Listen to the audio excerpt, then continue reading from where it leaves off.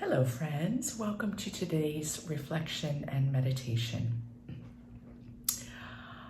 I want to do a little correction. I mentioned the acronym RAIN yesterday, and for the second one, I used the word acceptance, and the more accurately coined word is allow, and allowing is unconditional acceptance. So I wasn't completely off, but if you're Googling that acronym, if you're not familiar with it, or if you are familiar, you may have gone, well, is it accept? It's allow. And in a way, allow is a better word, isn't it? Because allow has less relationship to it. It's just allowing, just open-hearted, open-armed. But to accept could be a little bit more agency in it. I'm going to accept it. It could imply a bit more work, even though that's not what is intended by the word. So nice correction on that. And I'd like today to focus upon the third letter, I, investigate. Investigate. Now, it could be easy to look at the word investigate and to think of a detective, that goes at it and figures it out. And there's truth in that. Investigate is technically to search into or to search for, to trace, to track. So there is a truth there when we're talking about investigation into our experience. But that word investigate could lead us to fall into a trap that leads us to be using a more limited sense of ourselves to get to the truth about it. The judge, the inner disposition we tend to have of being very judgmental towards ourselves and our experiences, or to be very analytical towards ourselves and our experiences, to judge, to be analytical, to slice and dice. And when we're talking about investigation, it comes third in the process to protect us from that. So it's not to switch away from allowing and accepting to begin judging. It's that we recognize, we allow, and from those two setups, it holds us in place to investigate in a way that is kind and curious. So if when we are investigating into ourselves or our experience, we move away from kindness and curiosity, we have moved away from the presence that can heal. Recognize, allow, and then we investigate, which means we open up from a place that's largely willing to let any information come forward and all information come forward. Now, when you look at some of the write-ups of what investigation means in this RAIN acronym, you'll find that to look at life's experience from curiosity and kindness and open up to understand the nature and the origins. And I want to take the nature and take that in a heartier way in our reflection today. But let me address origins, because I think that's where, when we get into origins, we tend to slip into the judge. For instance, let's say we feel an emotion that's uncomfortable, an overwhelming sense of despair. We can open up to recognize, to allow it, to attempt to be curious and kind, and then we get to the why is this happening? Or from what is this happening? We can get then into the judgmental, tearing it apart. What was the early childhood experience? What's the collective trauma? Whereas opening up to the nature of it, we look just at the experience itself and go, what is this? What is this? What is this?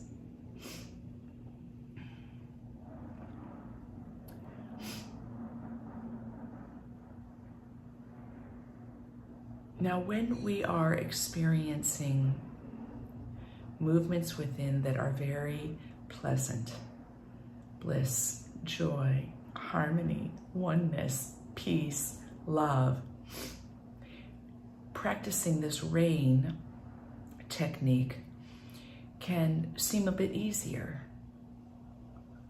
It can seem a bit easier. And when we're experiencing uncomfortable states, sadness, discouragement, despair, confusion, doubt, anger, it can be a little more difficult to stay in the presence that can heal. First, because it's easy to want to run away. Second, it's easy to want to hold it at arm's length and dissect it. Third, it's easy to want to repress it. It's easy to want to do anything but be in the unknown of it. So experience it so fully that we stay in the unknown so that we gain some insight around the nature and the origins of it. So today's meditation, I'm going to invite you to be present to an uncomfortable state that either you're experiencing in some degree right now, or you have experienced it. It's been part of your life still to date. So it's something that is not completely healed. And again, there goes this assumption, I've even caught myself on that it needs to be healed. I wouldn't experience something uncomfortable if I were healed. That's very transactional, isn't it? And that is very much the judge. Oh, to be fully awakened is to never experience an uncomfortable state. Is that true? You know, in these gospel stories of Jesus, who is considered to be somebody that's fully awakened, during this period leading up to his crucifixion, and that's what they're celebrating in Lent right now, there is the story of the anger he experiences, and he goes into the temple and overturns the tables. Was that a sign that he was not fully awakened, or was that a justified anger? Grief, anguish. And look at that story a little more closely. I mean, you look at these stories of holy ones acting from a place that seems less fitting in with the ideas of what somebody enlightened would do. And we can gloss over it and say, oh, that was a righteous anger. But get into the story itself and see what that feels like. If you were to take that story and really get into it, what would it have been like to be there with him and to see him see this duplicity and this greed and this inauthenticity happening in a temple? And he's there and it riles him up. I mean, it takes a fair amount of stirring to overturn tables. And the story doesn't say that just one table was overturned. It says there was more than one table, tables. We don't know how many. What triggered it? What triggered acting on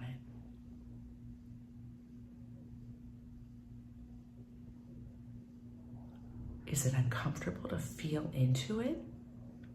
Could you feel yourself as Jesus, or maybe right beside Jesus? Now, if you're unfamiliar with the story, he goes into the temple. It's around the time of Passover. There's all of this greed happening around buying lambs and sacrificial things. And he's triggered with anger at the duplicity of it all and the hypocrisy of it all. And in his what feels like rage, he starts overturning tables. Well, I would think that anybody might be considered a lunatic if they did that today. What if you went into a holy place today and you witnessed the hypocrisy and you just got stirred by anger and you started acting on it? You'd be arrested, you'd be escorted out, you might be convicted of a crime, you might be committed into a mental health facility, and you certainly might lose your friends.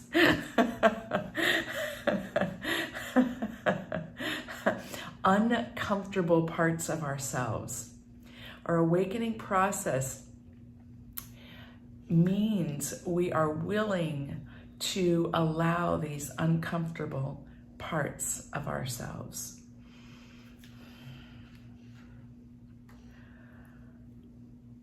How do we hold the presence for ourselves? How do we hold the presence? It can take the skillfulness of a lifetime. There's a reason that we are emotional beings. There is a reason we are emotional beings.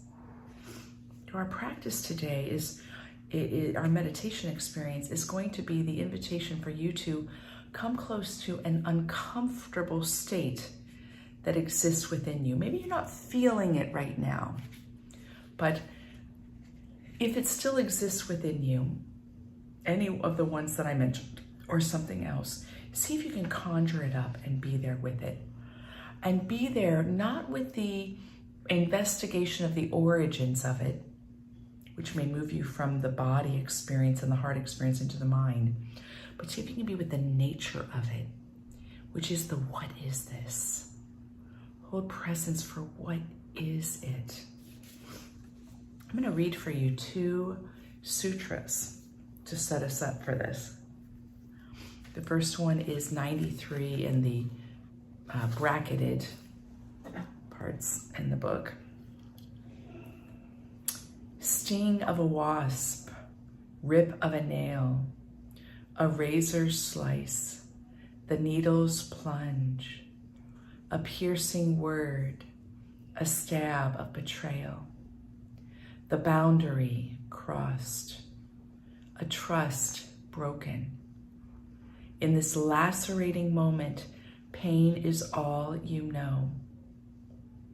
Life is tattooing scripture into your flesh, scribing incandescence in your nerves. Right here, in this single searing point of intolerable concentration, wound becomes portal. Wound becomes portal. Brokenness surrenders to crystalline brilliance of being. That's where we hold our belief. Wound becomes portal. The wound in the moment of the laceration is the way, is the way. Now, if something struck you in that sutra, pause this recording and take a moment and write it down. I'm jumping right into the next sutra. It's a lot of words to throw at you today. Desire, lust, longing, anger humming in your blood, confusion, jealousy, bewilderment, swirling in your head. Catch the first hint as passion rises, the first quickening heartbeat. Embrace that vibrancy with a mind vast as the sky. That is the recognition and the allowing. Witness the elemental motion of emotion. Fire burning, illuminating. Water gushing, cleansing. Air inspiring, soothing. Earth supporting, holding. Space expanding, embracing. You are the temple of desire. Go deeper still and rest in essence. Awake to infinite spiritual energy surging into form.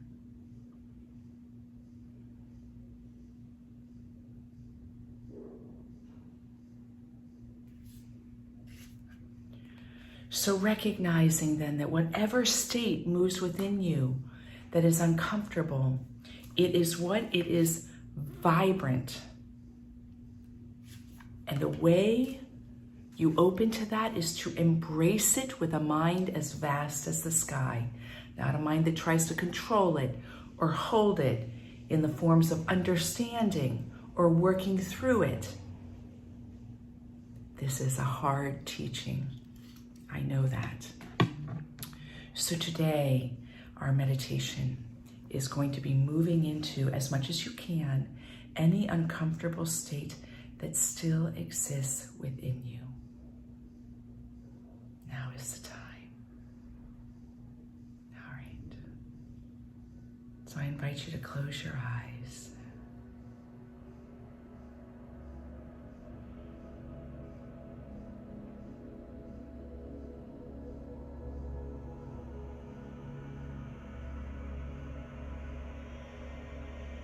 And with the eyes closed, do a scan of your body and notice in your body if there's any place that feels uncomfortable.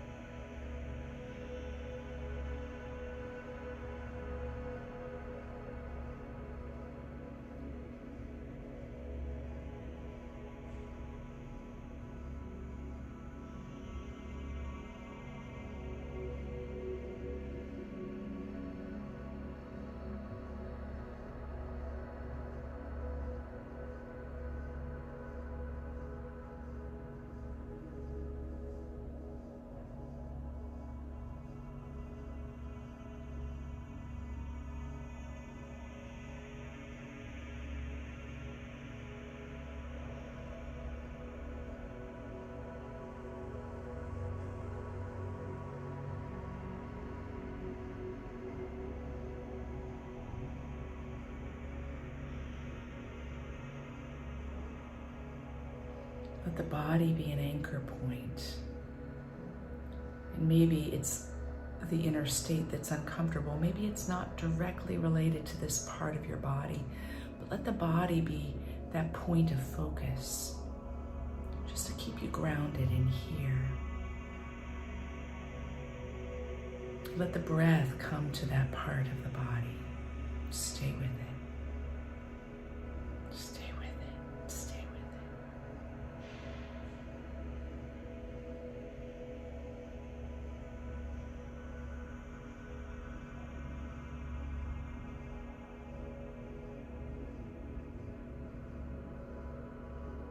Stay with it.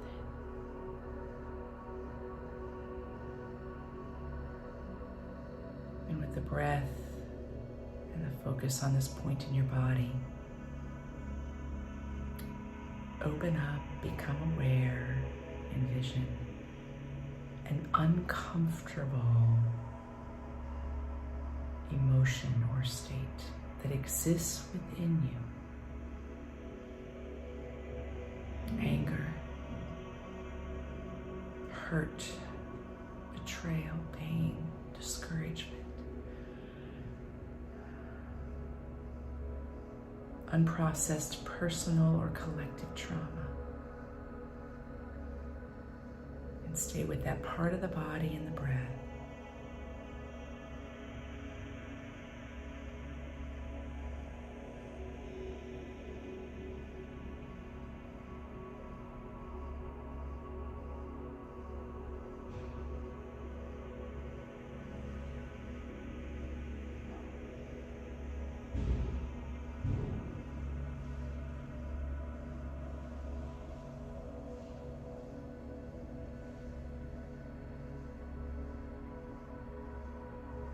And now, be very present to what it is. Create a safe place through allowance and recognition. And with your quality of presence, be an open question. What is this? What are the feelings? What are the sensations? What are the textures? What are the aspects or dimensions? We're going to stay with this in the silence. It's okay if it's difficult. Just conduct it with curiosity and kindness. You're just trying an experiment.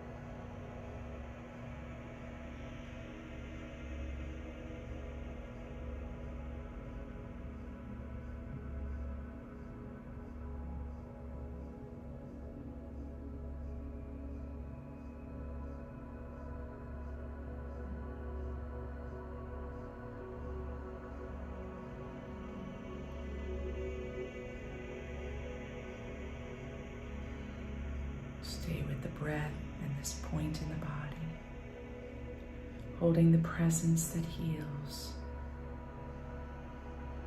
Whether this emotion or uncomfortable state wants to reveal itself or not, you can be there with it like a trusted friend.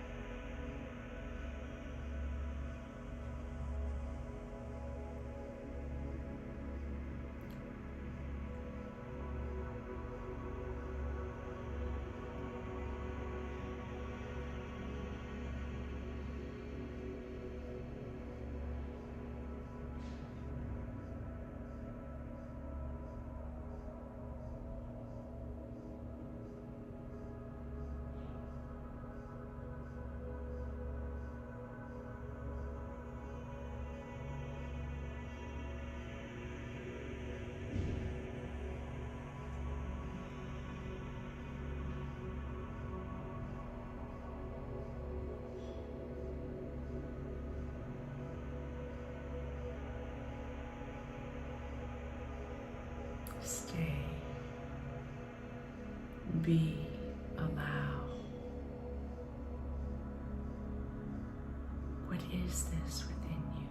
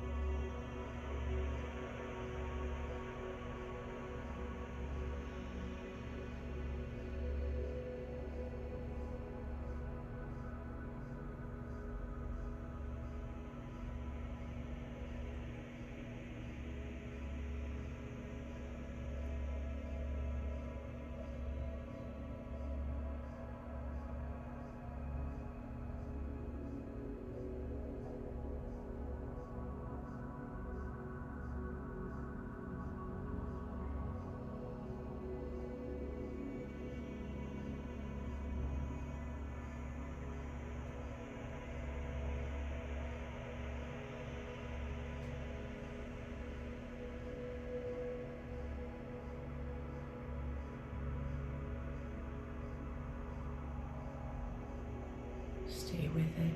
If you moved into analyzing or judging, just return. You don't need to then work it out or lament or process. Just return with the breath, with the body.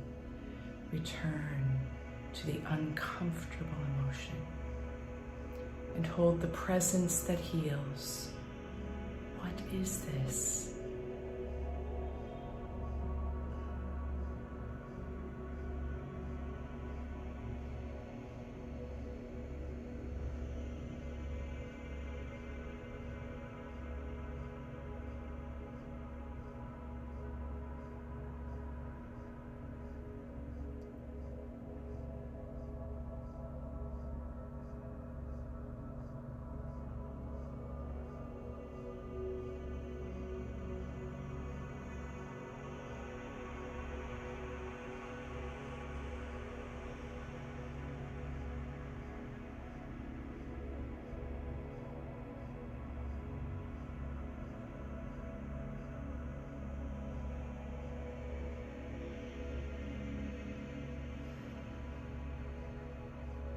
And it's time to bring this experience to a close. But if you're not complete, take time.